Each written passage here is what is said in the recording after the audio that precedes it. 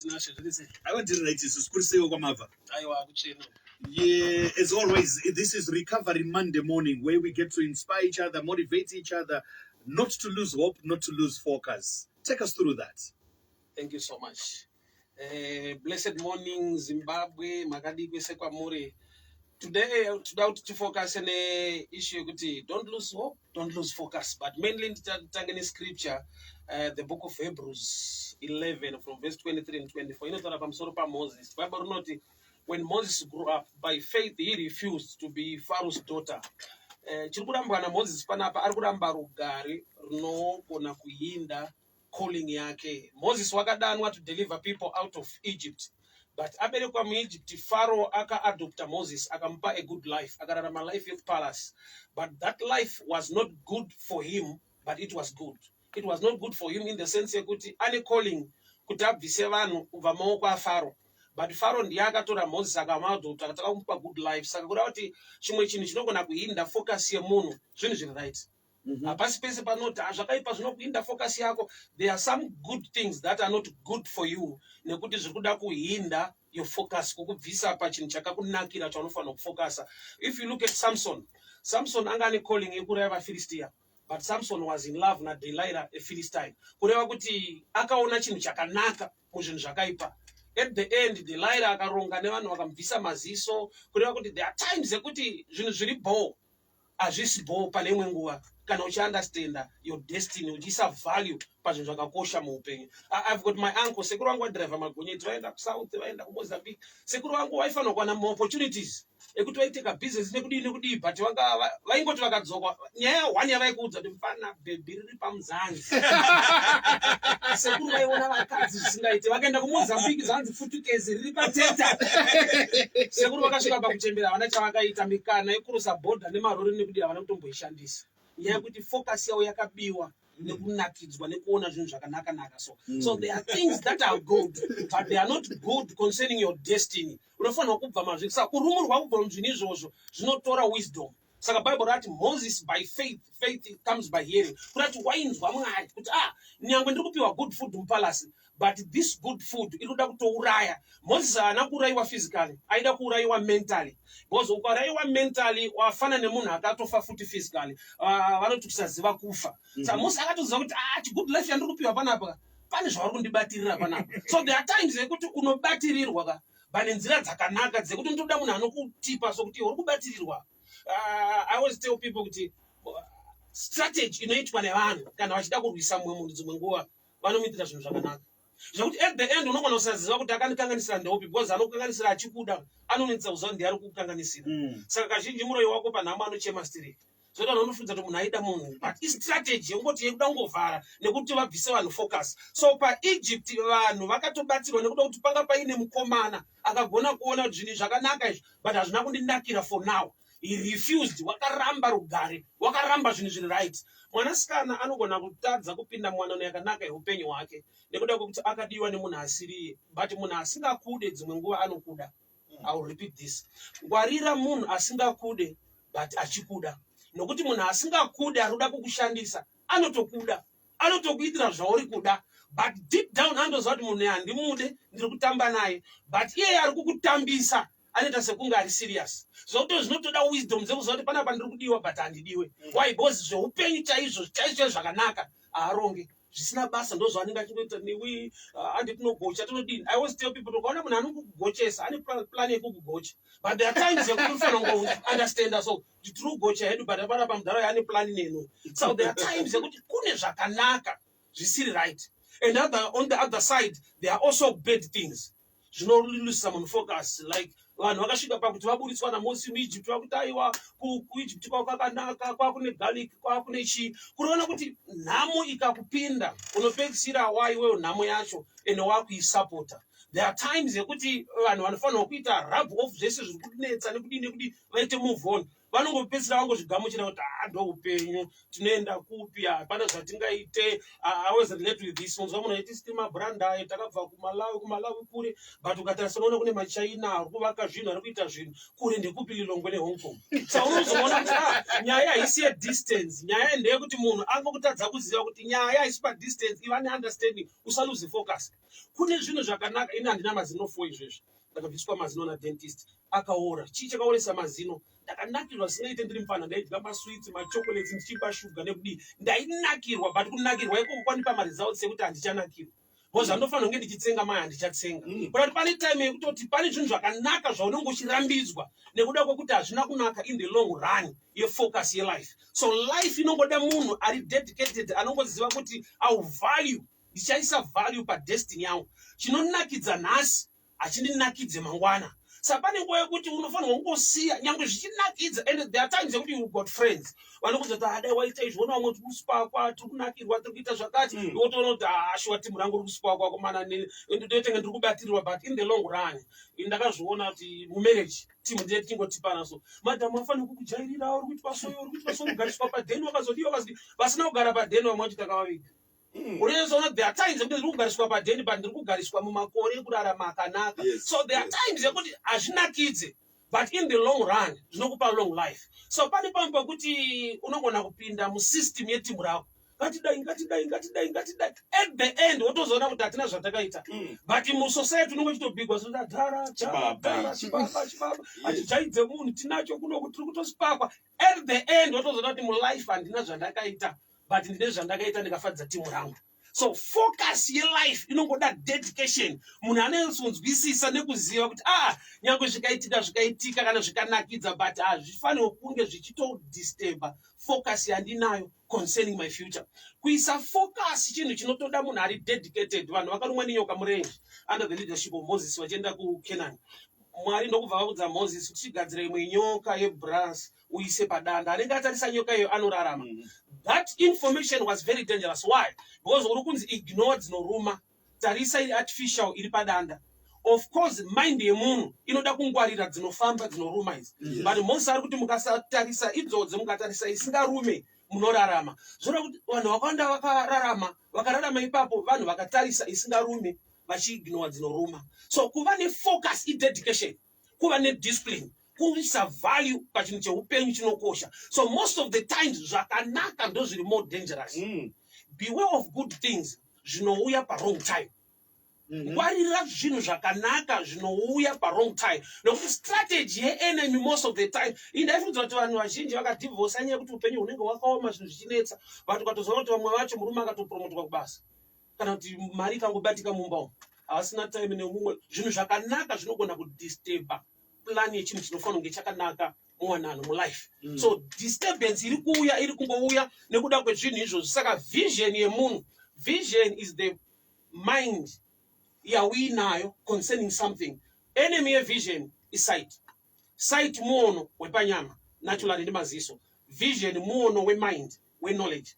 For example, munhu akaita zvemakombi, wapinda mutauni unoona kanzi iri kureka makombi, iri kubhanisana nevanhu.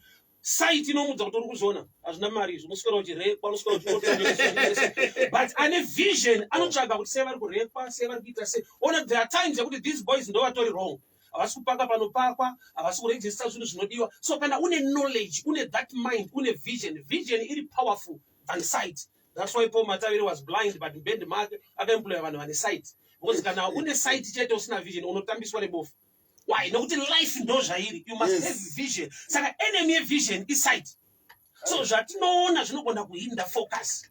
Zvatinoswera takatarisa nenews dzatinonzwa. Bible rangu rinoti, whose report do you believe? So my challenges ariko, zvinorwadza zviriko, but even in mind yekuti chii chandofanirwa kuita. Why? Because there are my bad times are good for somebody. Hakuna bad time iri bad for everybody. Kune ma bad times anogona kuva a blessing. Kune mukadzi muBhayibheri anonzi Leah, akaroorwa usiku. Reason yekuti aroorerwe usiku ndeyekuti anga akatishatei. So Jacob paaida kuroora kumba kwaLabhani, akachinjirwa mukadzi akanaka waaida Rachel, ndokubva apiwa Leah. akatozozviona kuseni kuti wandapiwa asiri but haana kuzodivorce kureva kuti there are times ekuti kuipa kwako kune usiku hwako pane nguva yekuti pane kaadvantage kaunofanira kungoshanda nako time and chance are given to all so nyaya iripo ndeyekuti munhu ngaave nemind there are times ekuti munhu anoruza focus otanga kuti hauna zvandiri zvacho ndingachivhe chimupedia comedian varazip anoita mhanza yekugadzira iri artificial zvichitomita kuti munhu atova very effective pakuita kwake nechichi vanhu chitomuziva nekubudirira nemhanza yekugadzira kune vanhu vanadzo naturally mhanza idzodzo hapana kana sent unenge wakangochemba kuti zvimanza rangu rega ndiritsvagire heti zvimanza rangu rega ndiriitire zva mumwe andoriburitsa pachena otogadzira neartificial otomeka napo in life we are designed to learn from others not to copy danger ndeyekuti vanhu vanoda kukopa vanokundikana nekuda kwekuti we are designed to learn we are so unique in every area of life saka nyaya inoita kuti vamwe valuze focus ndeyekuti akakopa nhingi zvikaramba akati saka hazviite yet we are designed to learn saka vazhinji vedu and sometimes tinokopa zvisina basa kana kuti zvisirizvo munhu anonakirwa nemusic okopa rasta yabob marley otadza kukopawo aimanage life nekuita music yake unozoona kuti rasta riripo but hapana pana akakopa wrong area munhu akakopa baba abrahamu vanhu vakadzakawanda zviri mubhaibheri but kukopa kuti aiva nemari aiita sestrategy kuita mari anongokopa kuvakadzi chete so there are times yekuti we are copying wrong things we are designed to learn from others not to copy from others every environment yauri yakakunakira if you go deeper in learning thinking nekuadjust life kuona kuti zvinofamba sei kungezi platinum yaiva mareserva kwaiitwa zvimbambaira vanoita mbambaira pakwaya munhu akabvisa vanhu pakatanga kuitwa platinum revenue to the nation but pane nguva yekuti paitwa zvimbambaira munhu achiguta nemhuri yake so you can be in a place in a platinum wofa uri kumbambaira why because hauna research hauna kuenda deeper every area yaunoti haina chinhu ine chinhu kusvika wane dzimwe pfungwa dzinoziva Solomon was the richest guy in Bible but do you know kuti anga asina phone cellphone anga asina but ndo mene dzekudhara hazvirevo kuti mwari anga akavanyima that access phone yakabva mumind yemunhu haisi creation ithinking kureva kuti pane pamwe pekuti level of thinking ikangoita shoma unogona kufundzira kuti watoita zvese and unogona kuchema netime neseason nenguva nguva yatiri ndofunga nyika yacho haisi right oza mamiriro akaita zvinhu so mamiriro ese akaita zvinhu iblessing kuna somebody ane a positive mind despite ungoda ungochema zvinochemedza nekurwadza zviriko and hauzvirambi kune zvinhu zviri beyond your control zvafane bhuku raJudges chapter 11 mukomana ainzi Jefta zvanzi aiva mwana wechifeve hama dzake dzikamudzinga pamba kuva mwana wechifeve haisi choice and hausiri wechifeve chacho zviriko mulife kuti zvifeve vanhu vanotobereka vanhu marombe vanhu vanotobereka futi vana mbavha vanhu vanotobereka futi vana saka kuva mwana wembavha mwana werombe mwana haisi excuse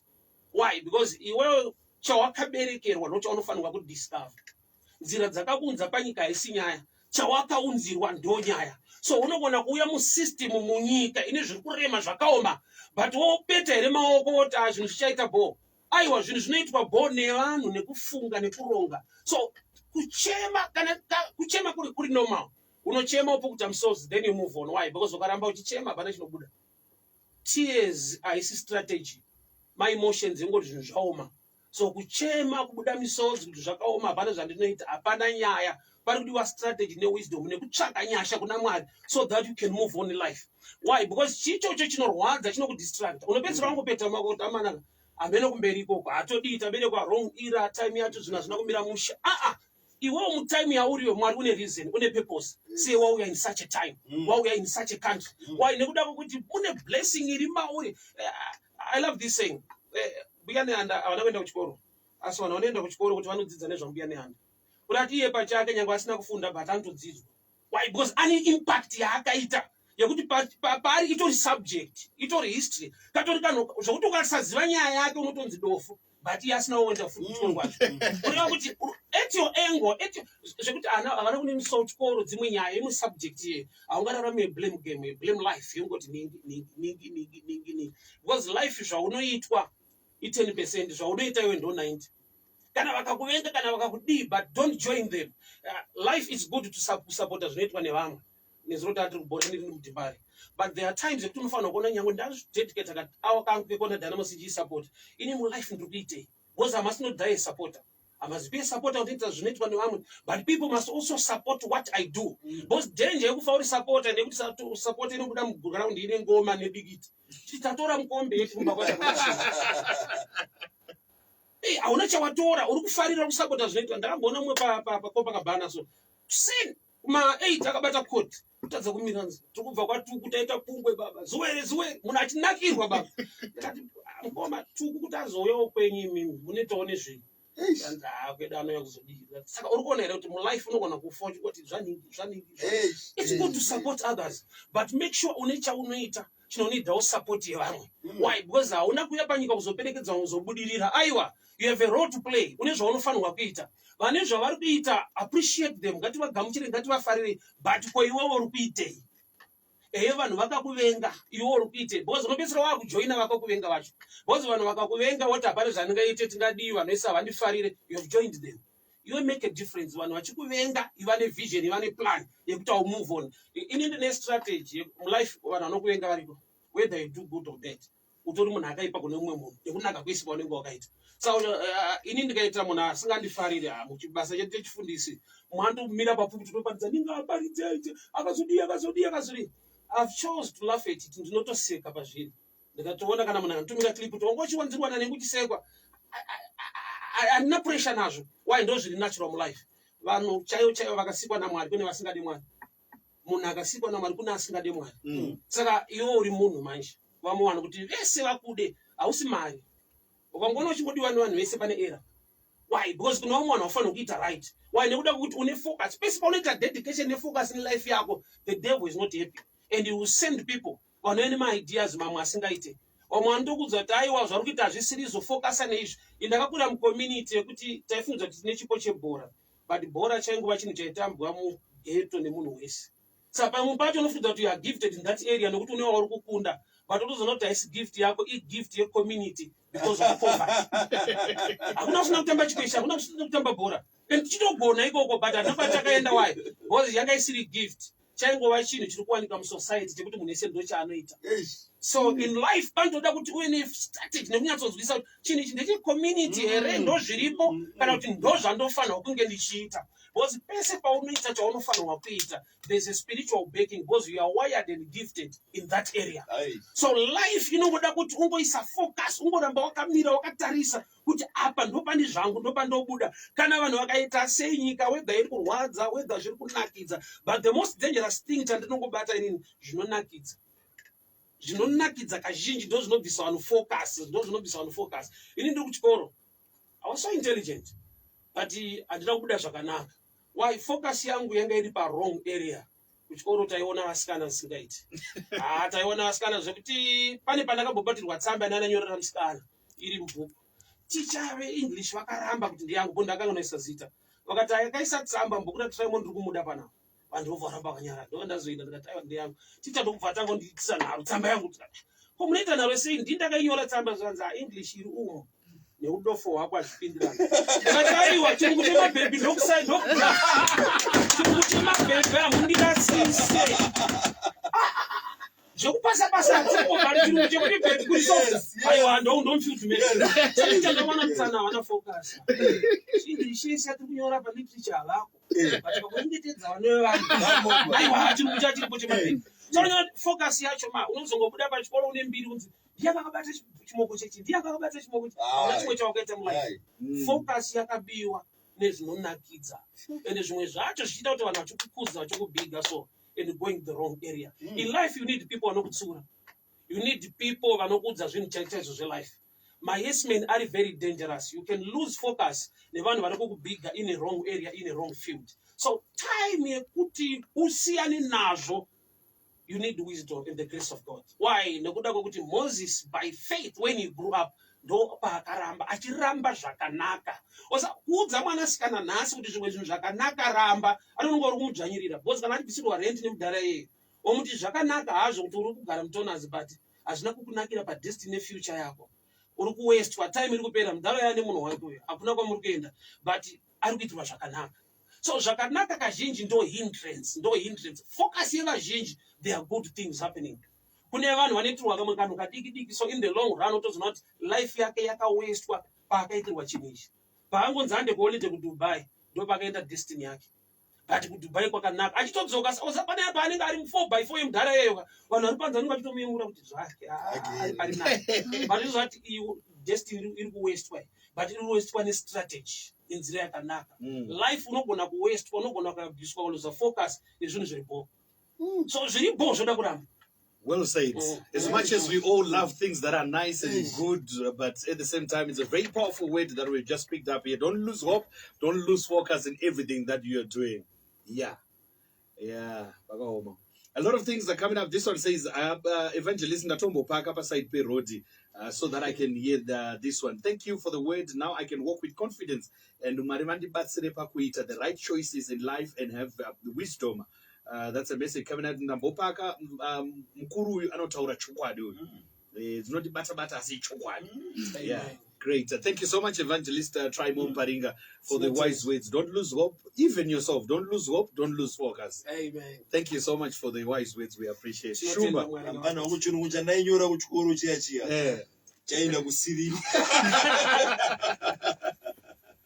Up next, the